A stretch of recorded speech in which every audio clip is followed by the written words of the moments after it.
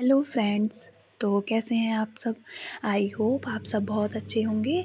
और आज मेरा व्लॉग शुरू हुआ था सुबह के 9:30 बजे। मैं सारे काम निपटा के और ब्रेकफास्ट प्रिपेयर करने के बाद और नहा के आ गई थी। और यहाँ पे मैं अपने बेटे के लिए स्कूल को रेडी कर रही थी, उसको स्कूल जाना था, उसका स्कूल का टाइम हो रहा था। और हस्बैंड भी शॉप के लिए रेडी हो रहे थे, वो भी जाने थे। तो मैं अब ये दोनों लोग अपने अपने काम पे चले जाएंगे, तो फिर मैं उसके बाद आराम से पढ़ाई करूँगी। और आज फ्रेंड्स क्या हुआ कि मेरी बेटी ज़िद करने लगी कि नहीं मम्मा, मुझे आपके साथ ही स्कूल जाना है। वैसे उसके पापा उसे स्कूल छोड़ने जाते हैं। तो जब वो मेरे से ज़्यादा ज़िद करने लगी तो फिर मैं भी अपने हस्बैंड के साथ चली गई थी उसको स्कूल छोड़ने के लिए। और देखो यहाँ पे मेरी बेटी, मैं व्लॉग बना रही थी तो हाय कर रही थी सबसे कि हाय गाइस, हाय गाइस। उसे बहुत ज़्यादा शौक है, जब मैं व्लॉग बनाती हूँ तो वो भी करती है हाय गाइस, हाय गाइस। मतलब उसे बहुत ही ज़्यादा शौक है, वो बहुत ही ज़्यादा मस्तीखोर है। तो आप प्लीज़ मुझे कमेंट करिएगा कि आपको मेरी बेटी कैसी लगती है। और फिर मैं ये स्कूल के लिए जाने लगी थी। मैं इसको स्कूल छोड़ के आई, और स्कूल छोड़ने के बाद मैंने सुबह से कुछ नहीं खाया था। फ्रेंड्स, कल रात से ना मुझे फ़ीवर हो रहा था और मेरा बिल्कुल भी मन नहीं था। लेकिन फिर भी हमें चाहे कितना ही फ़ीवर हो, जो हमारे काम है वो तो हमें करने ही पड़ेंगे ना, क्योंकि एक माँ तो कभी भी नहीं थकती।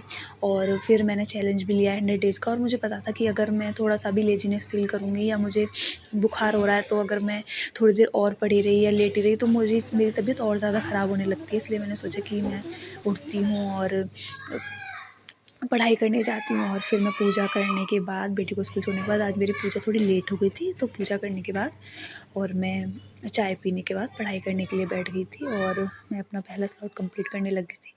तो फ्रेंड्स, पहले स्लॉट में मैं आज वैदिक युग कर रही थी, क्योंकि जीएस में, हिस्ट्री में वैदिक युग भी काफ़ी इंपॉर्टेंट है, क्योंकि वेद से भी कई बार क्वेश्चंस एग्ज़ाम में आते हैं।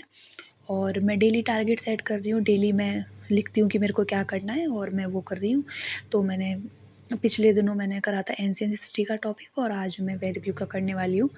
वैदिक युग में बताया गया है कि मतलब हमें कैसे पता चलता है कि पहले भी लोग थे, और क्या-क्या जो ऐतिहासिक चीज़ें हैं उनसे हमें पता लगता है। तो धार्मिक चीज़ें हैं, तो उसमें वैदिक में चारों वेदों का है, ऋग्वेद, यजुर्वेद, सामवेद, अथर्ववेद। और मैंने चारों वेदों के बारे में पढ़ा। और 1 घंटे हिस्ट्री पढ़ने के बाद फिर मैंने फ्रेंड्स हिंदी, और मैंने ना एक ऐप है, और वहाँ पे ना डेली जो सर हैं उस ऐप में डेली क्विज़ देते हैं। तो वो हर सब्जेक्ट की 10 क्वेश्चन देते हैं एक क्विज़ में, तो मैं उन्हें सॉल्व करती हूँ, जिससे मेरी थोड़ी रीजनिंग बहुत अच्छी हो रही है। और जो टॉपिक मुझे अच्छा नहीं, मतलब समझ में नहीं आ रहा या मुझे कन्फ्यूजन होता है, तो वो मुझे पता लग जाता है कि हाँ, एग्जैक्टली मेरे को किस चीज़ में अभी प्रॉब्लम है और मुझे अभी क्या इम्प्रूवमेंट करने की ज़रूरत है। तो फ्रेंड्स, मेरी तैयारी तो ऐसे चल रही है। आप भी बताओ कि आप कैसे तैयार करते हो। और मैथ का भी मैं डेली एक टॉपिक कर रही हूँ, जहाँ से मैंने बैच परचेज किया है। और बैच से फ्रेंड्स, मैंने फरवरी में जब वैकेंसी आई थी, जब मैंने बैच परचेज किया था, और उसकी वैलिडिटी अभी ख़त्म नहीं हुई है। वो वैलिडिटी उसकी एग्ज़ाम तक रहने वाली है। तो जब तक रिट्पल एसबीटीजीटी का एग्ज़ाम नहीं होगा, तो वही बैच मेरा चल रहा है।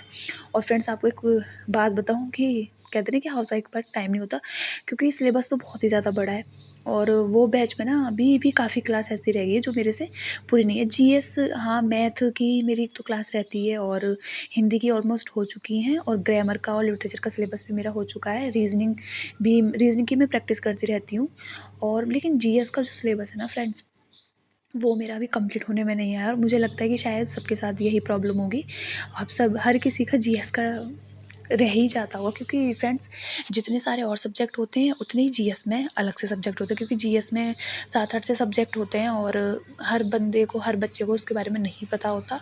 तो वो कुछ सब्जेक्ट तो उसके अच्छे होते, कुछ नहीं भी होते, कुछ में उसका इंटरेस्ट नहीं होता, और ये भी नहीं पता होता कि कभी कभी डिमोटिवेशन सा होता है कि अरे यार, हम इसको, अभी मैं हिस्ट्री पढ़ रही हूँ, तो फिर मैं हिस्ट्री पढ़ते पढ़ते, हिस्ट्री भी काफ़ी बड़ी हो, तो मुझे लगता है कि अरे यार, हिस्ट्री में से तो 2 या 4 क्वेश्चन ही आएंगे। तो ऐसे ही कोई ना कोई सोचता ही होगा कि अरे इस सब्जेक्ट में से 2-4। लेकिन फ्रेंड्स, ये 2-4 नंबर ही हमें एग्ज़ाम में भर्ती दिलाते हैं, एग्ज़ाम में हमारी एक सीट पक्की करते हैं।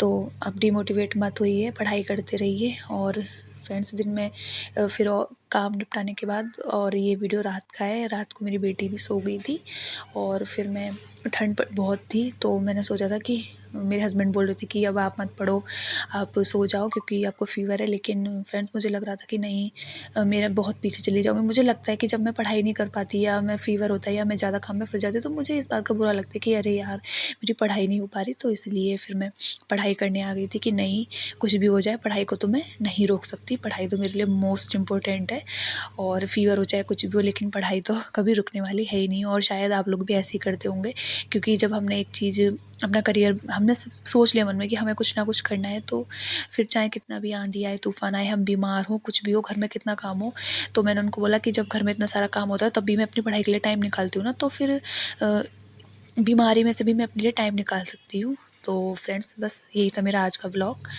तो आपको मेरी वीडियो अच्छी लगती है तो प्लीज़ फ्रेंड्स मेरी वीडियो को लाइक करें और चैनल को सब्सक्राइब करें। तो मिलते हैं अपने नेक्स्ट व्लॉग में। Thank you friends, bye bye and take care.